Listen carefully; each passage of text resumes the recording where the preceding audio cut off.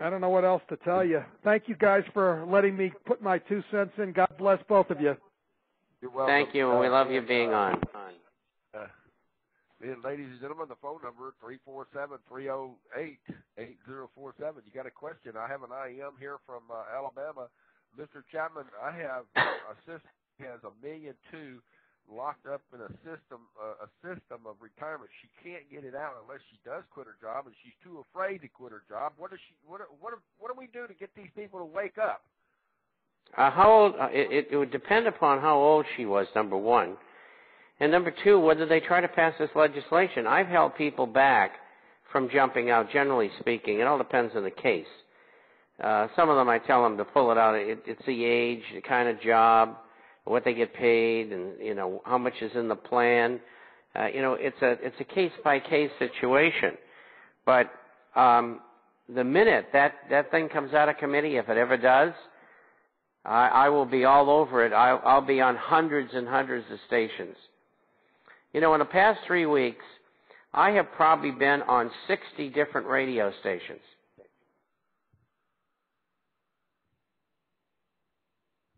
Just 60? Just 60? That's right. To me, that's like a full-time job. Well, I do write the publication, from midnight to 3, but anyway. Yeah, a lot of those programs are 15 and 20 minutes, but we're getting the word out, believe me. And this Secrets of the Federal Reserve, which I'm pushing on these programs now, is, the commentators are the ones who want to put it on. And it really surprises me. And they understand to an extent that there's a problem, but they really don't know what it is, and they want to hear it. The commentators want to hear it because they know what's going on, and they're trying to get the truth out because they see a devastation coming, and nobody else does. That's what I see, Mr. Chapman.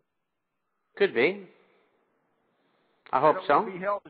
The commentators don't want to be held accountable because they see it coming. They see an adjustment coming. I think you're right. Do you agree? Yeah. I've got this IM. Liz has taken over Betty's brigade. Hello, Liz. I didn't know you were out there listening. She says, she comes in and she says that I got the word today that there was the banks around America needed another $600 billion over the next 2 years to stay stable. What does Mr. Chapman feel about that? Well, I give that a little qualification. That's based upon higher unemployment than the government plans for. The government planned for 10% by the end of the year in the short-term unemployment. I wonder, in fact, if that happens, unemployment unofficially on U6 will be somewhere around 22%, which I projected. And if the unemployment is, say, short-term 11%, they will need another $600 billion. I mean, the whole thing is crazy. I mean, you ought to read my last issue and the one that's coming out here on Saturday. I mean, I turn these people upside down and shake them. I mean, they got to be terrified in Washington, and everybody in Washington reads my publication because I know how pirated it is. All over the world, for that matter, but Washington, everybody wants to read it. So they're walking around with their heads shaking and looking for advice because they see it coming. That's right. People should be concerned and frightened because this is going to be very nasty. I mean, the job layoffs, they're not stopping one beat, and they're going to continue. Next year, I'm looking for 35% unemployment, and if we don't get it next year, we certainly will get it the following year. I mean, that's more than what we had in the Depression. But, the numbers that we're already seeing in markets and in sales and all kinds of things are already worse than the 1930s. People just don't know it because the major media will not carry it. And so I tell people that anything that you need to know, twice a week by email, goes out from the international forecaster. Of course, we have it going out twice a month too, but it's not as frequently. So if you want to know what's going on, that's where you got to go, because nobody else is going to tell you.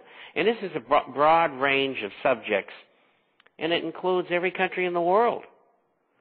And that's the truth, because right now we got an IM coming in from Cairo, Egypt, from a Marine that's off duty, who listens to my show religiously, and says that even here in Egypt, they're talking about the fact that oil is going to go to $200 a barrel, and the prosperity here in Egypt is going to go on the rise, because there will be a lot more money coming out to Egypt to help the people in the very near future. What does Mr. Chapman feel? Does he feel that that this is true, that oil could go to $200? Only if the Gulf producers are threatened. Otherwise, oil is going to stay in the $35 to $80 range, and under the economic circumstances, that's a reasonable range. But, you know, if something happens in the Persian Gulf, or Israel and the United States decide to attack Iran, well, you can rest assured that oil will be $200. I'm trying to figure this last one out. Tell Mr. Chapman the mainstream press needs to be burned to the ground. They're not putting the truth out in the first place. Well, I agree on that. Well, that's one of the reasons why so many of these periodicals, particularly newspapers, are going out of business. People are sick and tired of being lied to. They've just had it, and they're voting with their pocketbooks. They're saying, look, I'm not going to buy the LA Times or the New York Times or the Arizona Republic or the Boston Globe anymore, because I'm tired of them lying to me. And I don't blame them.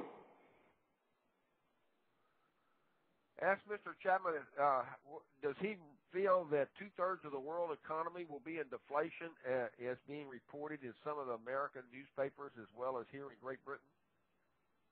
Well, it is in deflation, but the thing is that the central banks in each of the countries have been increasing money and credit and loaning money to the financial system, and so they've more than offset the drag created by deflation, but they can't do it indefinitely.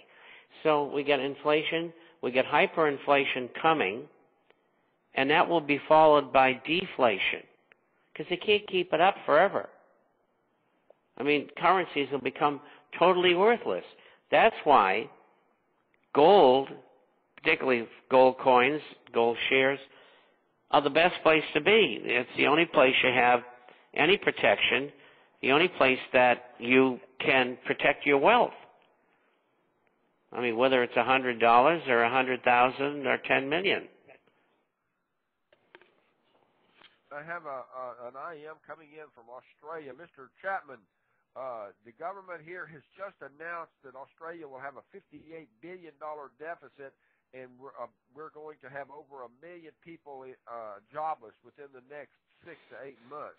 We already have a jobless disparity of 20%, and they're trying to tell us it's 7%.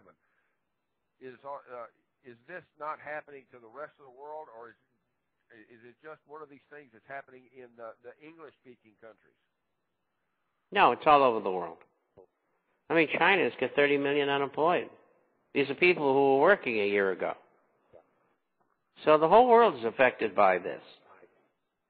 China's sitting on all those dollars.